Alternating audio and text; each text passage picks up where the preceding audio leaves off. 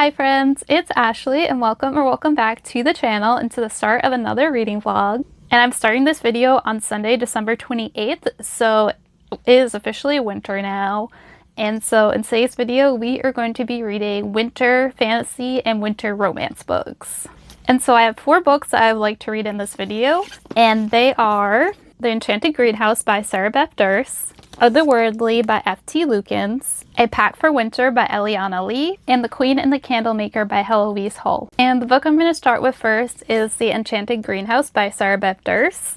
And I actually started this already last night, and I am on page 73, chapter 8. And this one is a cozy fantasy, and it takes place in the same world of Beth Durst's other book, The Spell Shop. And so far, this book is just the very definition of cozy fantasy. It feels like a warm hug, and it very much feels like being wrapped up in a blanket with a cozy warm drink. And so in this one, we are following Terlu, and she was actually the one who created Kaz, the sentient spider plant, from the spell shop. And she was formerly a librarian at the Great Library of Alyssum, but she was feeling very lonely because she's very much an extrovert, and so she decided to make a sentient spider plant. But by doing so, she broke the law because only sorcerers are supposed to perform magic, and so as punishment, she was turned into a wooden statue and put on display at the library as a warning to all other future librarians. But at the beginning of this book, she ends up waking up as a human again in a snowy forest. And when she wakes up, she is cold and confused and doesn't know what's going on, and there's no one around to ask what's happening. But then she ends up stumbling upon a greenhouse, and so she enters this greenhouse.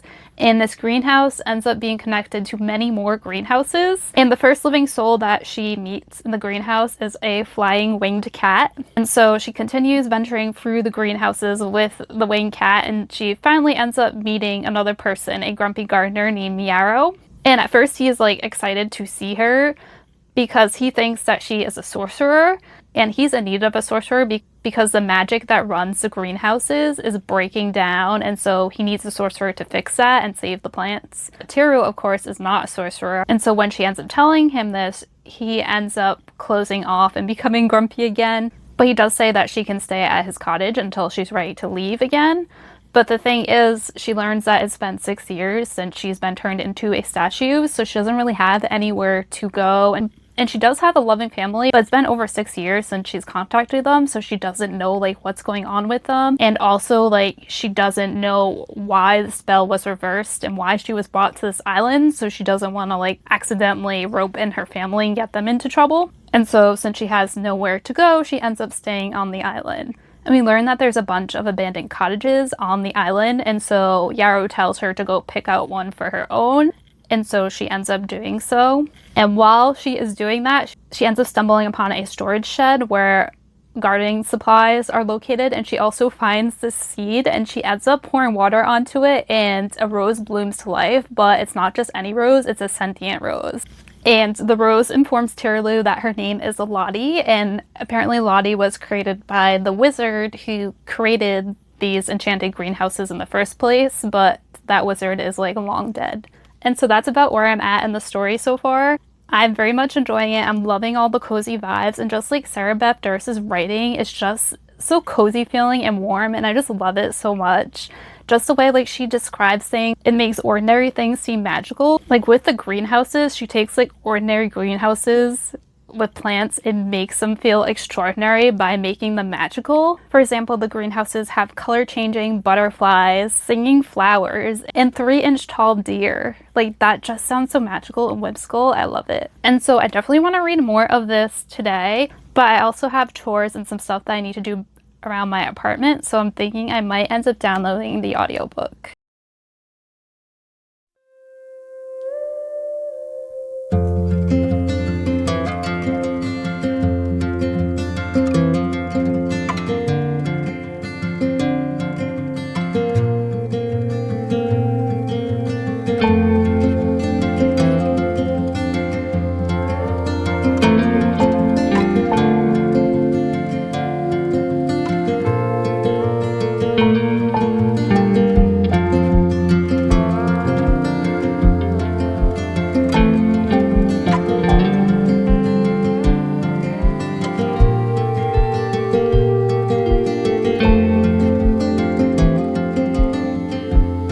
here with an update, and today is January 1st, so Happy New Year. So last night on New Year's Eve, I finished reading The Enchanted Greenhouse, so this was my final read of 2025, and I ended up absolutely loving this. I'm so glad this is the last book I ended up reading in 2025. So I read this author's other book, The Spell Shop, last year, and I really enjoyed this one, but this one, I absolutely adored this one. I love this one so much. This is like a 6-star read for me. This was just like the perfect cozy fantasy book. The warm and cozy vibes in this book were immaculate. And then in addition to warm and cozy vibes, this book also had a very engaging plot with trying to figure out exactly what was going wrong with the magic in the greenhouses and why they were failing. And I also absolutely loved our main female character, Terlu, and our love interest, Yarrow. Terlu was an optimistic, outwardly cheerful main female character who always tried to see the best in everyone. And then in contrast, our love interest, Yarrow, he seemed grumpy at first, but he's actually just really shy and an introvert. And he is very much a man of few words, unless you ask him about plants. Then he has a lot to say, and he just like lights up with joy when he's talking about plants, and it's just so adorable. And he's also a very skilled cook and baker, and he is like constantly cooking and baking things in this book, and everything that he baked and cooked sounds so good in this book was making me really hungry while reading it. And he was constantly baking honey cakes in this book, and now I really want a honey cake because it just sounds so good. And so I just love seeing Taro and Yarrow's relationship progress and seeing how they helped each other to grow. And their relationship was super sweet and wholesome with no spice. And there's a moment in here when Yarrow asked Terlu, "Who hurt you?" And that just made me so giddy, and that really like shows like his nature, that he's really protective and will do anything and like burn down the world for those that he loves. And vice versa, Terlu also protects him at times as well. And so I just love how they use their different strengths to protect each other and to care for each other. And there's a moment between Terlu and Yarrow in chapter 31 of the book that I think just shows their dynamic perfectly. And so I'm going to read those lines. There's not really any spoilers in this. And so Yarrow says to Terlu, "Does everyone like you?" And she says, "I can give you a list of people who don't." And then he replies, "Then it's a list of fools." And I'm like, that's just so sweet, and it shows their dynamic perfectly. And overall, I just loved how Beth Durst wrote Yarrow and Terlu's relationship. And just like in general, I've loved her writing in the entirety of this book. It just feels so warm and comforting and hopeful. And in the acknowledgments about the book, Beth Durst says that she wrote The Enchanted Greenhouse because she believes that everyone deserves hope and love and friendship and second chances and magic in their lives. And I feel like she totally nailed that. This book is exactly that. So next, I am going to pick up Otherworldly by F.T. Lukens, and I got this last year, so I meant to read this last winter, but I never did, so I'm finally getting to it this winter. And I don't remember much about what this was about. I think it has a town where there's a curse where it's just trapped in an eternal winter. And on the back here it says, "A human and a familiar, a magically binding bargain, sealed in blood, of course. And if they have to spend extra time together to complete the terms, well, that's just gravy." And just going off of that, it sounds like this book is going to be a lot of fun. So I'm going to start this, and I'll be back when I have some thoughts. Hi, so it's been a few days, but I'm here with an update. I don't remember the last day that I updated this vlog because it's been a long, like 3 days. This week has already felt really long, and it's only Tuesday. But that's probably because on Sunday my work had inventory, so we all had to be in the building at 3:45 a.m. So my body just hasn't completely recovered yet from that. But I have made quite some progress in this book. So I've made it to chapter 18, page 218. So I am more than halfway through this book. This is just under 350. And the chapter that I just finished, oh my gosh, the romance in this is so sweet and cute and absolutely utterly adorable. But let me back up a little bit, tell you a little bit about what this is about, and then I'll talk more about my thoughts. So this is dual perspectives, and we follow two main characters, Ellery and Knox, and the chapter perspectives are in that character's perspective from third person. But there's a prologue in this book, and the prologue is from a different character named Arabelle, And she ends up making a deal with some shades at a crossroad. And these shades serve the goddess of death and harvest. And so she originally asks them for immortality. And they tell her, we can't do that. Like, only our goddess gets that power.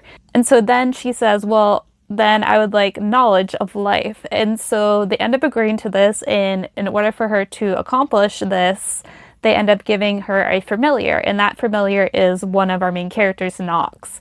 And so he takes the form of a teenage boy, but he's actually thousands of years old. And he has been on Earth before because the shades have given him out to other people who they make deals with. The thing is, once those deals are complete, he ends up going back to the other world. And once he goes back to the other world, he loses his memories of his experiences that he had on Earth. And so Arabelle gets Nox as her familiar so she can figure out the secret of life. But in exchange, she has to give them her soul. And so that's the prologue. And after that, we go to chapter 1, where we meet our other main character, Ellery. And they are 17 years old. And we learn that they dropped out of high school and left their family farm to go live in the city because for the last 5 years, their family farm has been struggling because the farm and all the surrounding areas, including the city, had been stuck in winter. For whatever reason, the area is just frozen in winter and spring has never come for the last 5 years. And so they go to work in the city so they can help provide for their family and send money home. So they end up working at a diner as a dishwasher, and they get the job because their older cousin also works at this diner. And while they're in the city, they're also living with their older cousin and her girlfriend. And every so often, Nox ends up coming into the diner and picking up food for Arabelle. And Ellery and their cousin refer to Nox as the hot weird guy, which is hilarious. And so then after chapter 1, we go to chapter 2, and in chapter 2, Arabelle ends up figuring out the knowledge of life, and since she accomplished her goal, the shades come to collect her soul. When they come to collect her soul, Nox kind of panics and decides that he doesn't want to go back to the other world. He wants to stay on Earth and experience things. Because while he's been with Arabelle these past few years, he hasn't really been allowed to do much. All he really does is like watch TV. And so he's seen like a lot of movies that show like how human life is supposed to be, but he hasn't been able to experience that for himself. And so he wants to have those experiences. And so he doesn't want to go back to the other world yet and forget everything. And so he ends up running away, and he also takes with him the elixir that Arabelle created. And of course, the shades end up going after him, and he ends up going to Ellery's diner. And at the time, they are locking up the diner for the night, and they end up having a confrontation with the shades, and Ellery stands up for Nox. So Ellery and Nox end up fighting off the shades. And then Ellery's cousin ends up learning about Nox's situation, how he has nowhere to go, and so she ends up inviting him to crash at the couch at their apartment. And so Nox ends up staying at Ellery's apartment, and our story goes from there. And so a lot of the story so far has been centered around Nox getting to experience human life. And in the process, he's also forming a relationship with Ellery, and you see the two of them start to fall in love. And that has been like one of my favorite parts of this book, is just the romance developing between Ellery and Nox, because it is just so cute and sweet and innocent. And it's definitely that first love type of romance, just feels so pure and innocent and cute, and I'm loving it. It's absolutely adorable. And then the other part of this book that I'm loving is just Nox as a character. I just love him as a character. He very much has golden retriever energy. He's very upbeat and positive and curious, and he just wants to learn like everything about the human world. And it's just so much fun to read from his perspectives and see like his joy over the smallest little things. And then in contrast, Ellery, our other main character, they are very much the opposite of Nox, whereas Nox is more upbeat and positive and sunshiny. Ellery is more on the grumpy side and more jaded. And Ellery as a character, I like them as a character, but not quite as much as Nox. And there were some times in the beginning of the book where Ellery frustrated me a little bit with like the decisions that they were making and the assumptions that they were making. But also, like, I had to remind myself of reading this, that Ellery, they're only 17 years old, and so, like, in retrospect, the decisions they were making make sense for a 17-year-old. But one thing that I really like about their character is they have a heart of gold and they will stand up and fiercely defend like those they love, and you see that side of Ellery in this, and I really like that side of them. And so overall, I am enjoying this. I love the romance, but the book on the whole, I am enjoying and not loving. And I think one of the reasons that I am enjoying it rather than loving it is because while this does have fantasy elements in it, it feels very much more on the contemporary side. So it feels kind of more like a contemporary romance rather than a fantasy romance. And I think that is because a large part of this does take place within the normal world, and a large part of it centers on Knox wanting to have normal human experiences. And so that part of it feels very contemporary because they do very normal everyday things as opposed to like more magical stuff. Like there is some supernatural stuff that happens in here, but it feels more contemporary than fantastical. And me personally, I prefer more fantastical reads, but that is just a me problem. That's no fault of the book. And overall, I'm enjoying this and I'm interested to see where things go. I'm just slightly worried about like what the main drama and the relationship between Knox and Ellery is going to be, because I think I kind of see it coming and I'm like, oh no, like let's not go down that road. But we'll see how it turns out.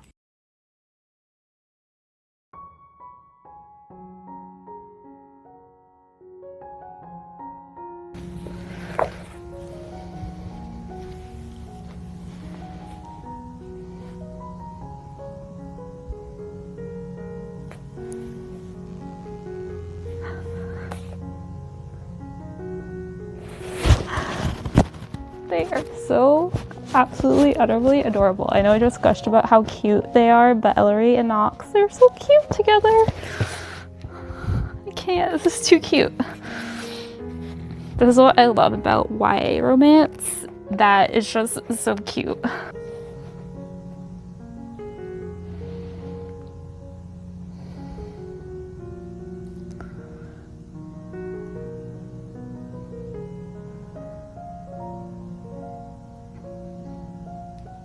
Okay, so I'm gonna read this line that gives just like a sneak peek of how cute the romance is, and there's like no spoilers in this line. So on page 223, it says, Knox glanced down, and the smile that blossomed across his face was worth enduring any temperature. Also, the relationship between Ellery's cousin Charlie and her girlfriend Zeta is also really cute, just to add to the cuteness level of this book. So I just finished this book, and the last 122 pages of this were such a ride. It was such an adrenaline rush, and it was so emotional in those last 122 pages. Like, I love the last 122 pages of this book. They were amazing. In the last 122 pages of this book, Ellery, their character really shined. And I know I said earlier that I loved Knox as a character and that I enjoyed Ellery's character, but didn't love their character as much as Knox's character. Well, the last 122 pages of this book made me love Ellery's character just as much as Knox's character.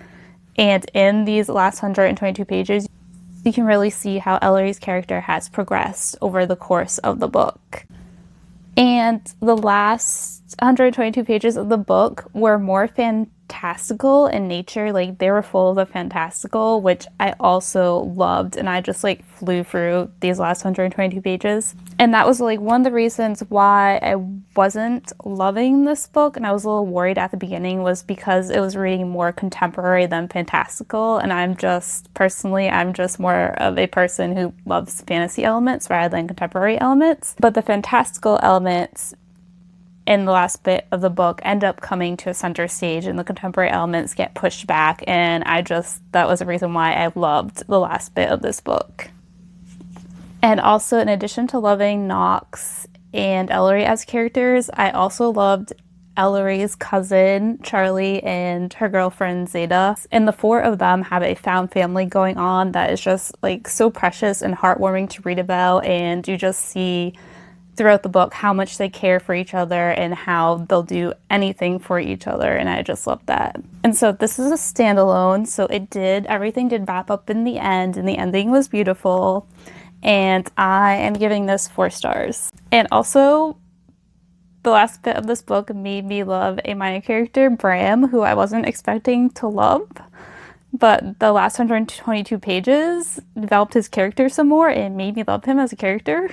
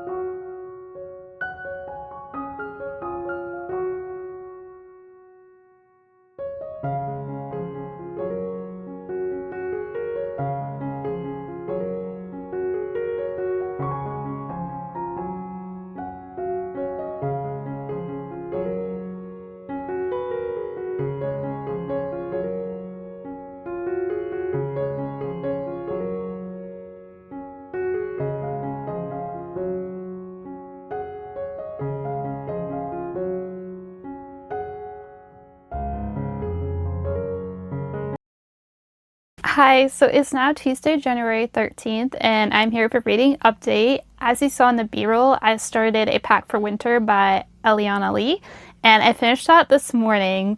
So it is an Omegaverse book. It's the second book in a series, and the series is written by two authors. So the first book in the series, A Pact for Autumn, was written by Amelia Emerson, and then the second book was written by Eliana Lee, and so they're like switching off with each book, which I think is really cool.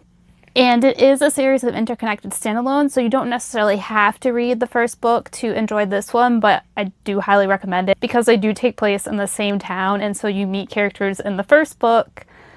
And so if you've read that one already, then you'll already be familiar with the town and some of the characters in the book. And so the first one I read back in the end of summer, beginning of fall, and I love that one. I also ended up loving this one just as much. And they're just like so cozy and feel good books. They are, that being said, they are very steamy, but even though they are very steamy, they're also still very cozy. And they're very much like comfort reads for me. And A Pact for Autumn was my first like Omegaverse book I ever read. So this is only my second Omegaverse. I don't really know too much about that world yet. I'm still very much new to it, but what I've seen in these books I like very much. And I think like a big aspect of why I like these books so much, that in addition to being Omegaverse books, they're also just very cozy.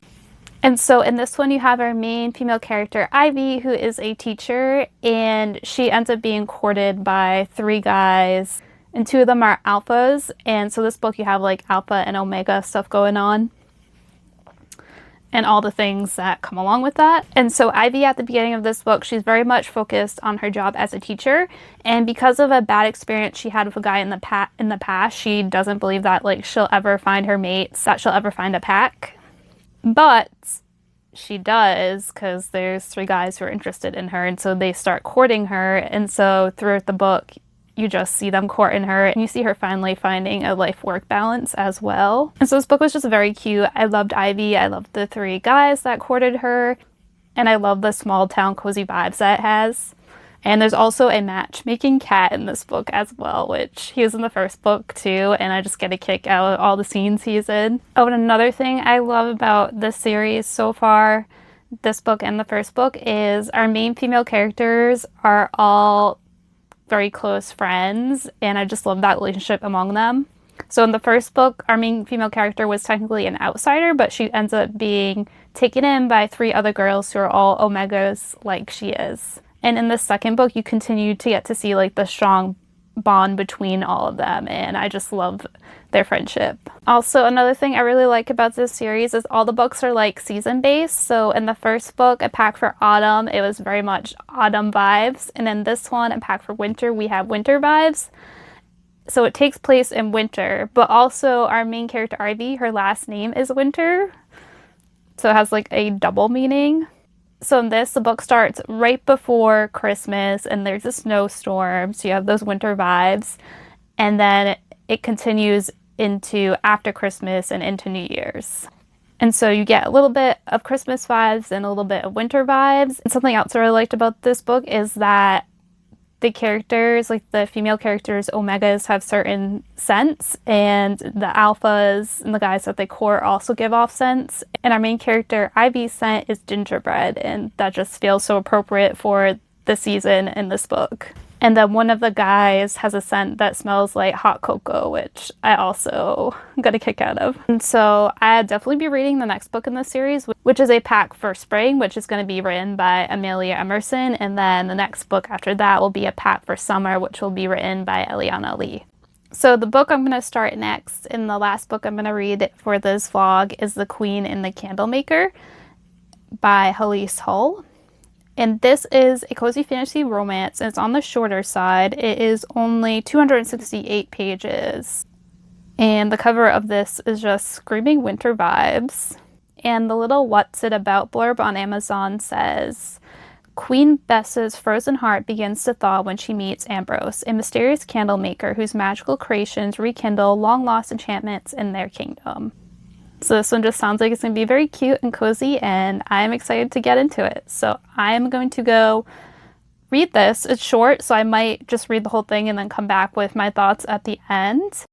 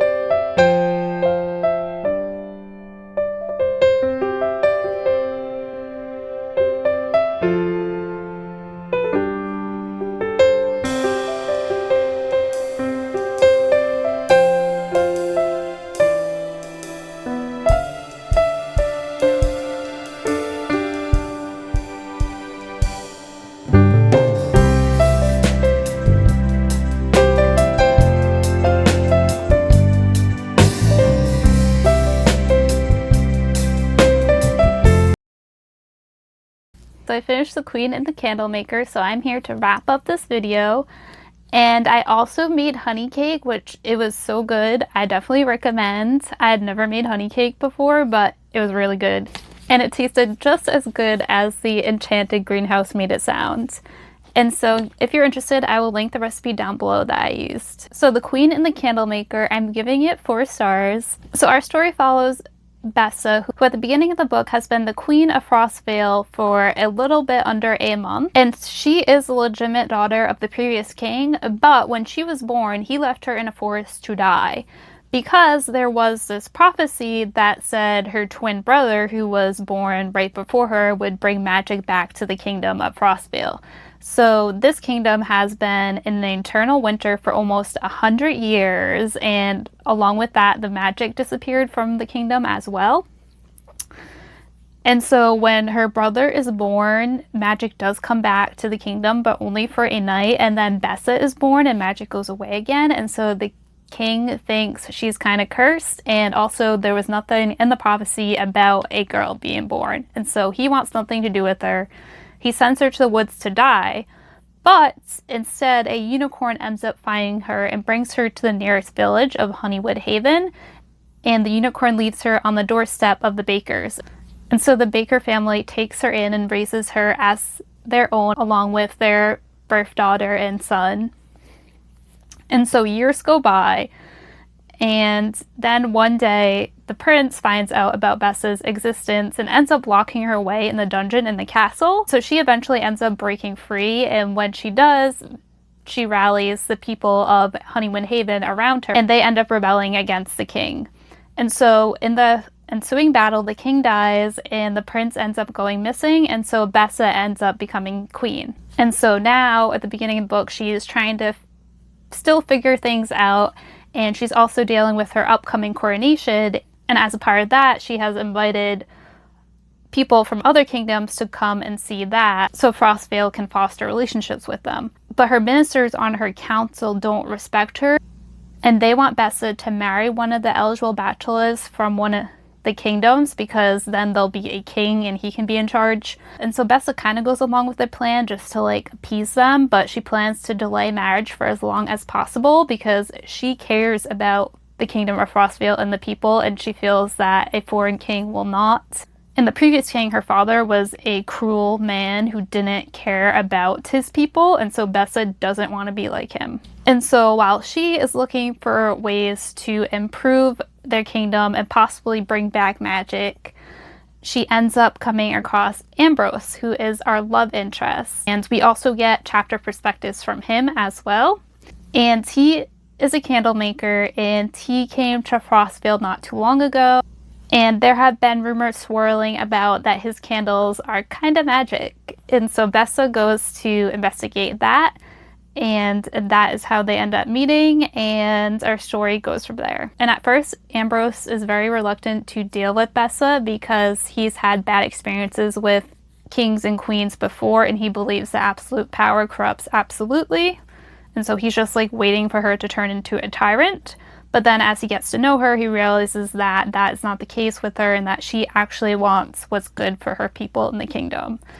And so they start to fall for each other. Their romance is very slow burn. It's very sweet and cute. There is a little bit of steam at the end, but I feel like there's more cute and sweet moments than steamy moments. And then also adding to the cuteness of the book is there are animal companions, and one of those companion animals is a firefox. And the book also has very strong found family vibes because you have Bessa's adopted family, and you see throughout the book how much they all care for each other and protect each other, and it's very heartwarming. And in particular, two of my favorite minor characters are Bessa's brother and her sister. And this book is actually the first book in a series of interconnected standalones, and so the second book is going to be following her brother, which I am really excited for. And then in addition to Bessa's adopted family, you also get found family vibes just from the village in general. So the village very much has like small town village vibes. And it's clear that everyone cares for each other and that everyone supports Bessa, and so that's just heartwarming to see as well. And this book does have immaculate winter vibes, seen as the kingdom is stuck in an eternal winter, and so you get many descriptions of the cold and snow. And my only complaints about this book, or there was a couple of instances of where the pacing seemed off, and also in the same vein, sometimes the flow of the story felt a little off. But otherwise, overall, I really enjoyed the story and thought it was very cute and sweet, cozy fancy romance with winter vibes. So those are all my thoughts on The Queen and the Candlemaker. Let me know down below what is one of your favorite winter fantasy reads. If you made it to this far of the video, thank you so much for watching. Until next time, bye!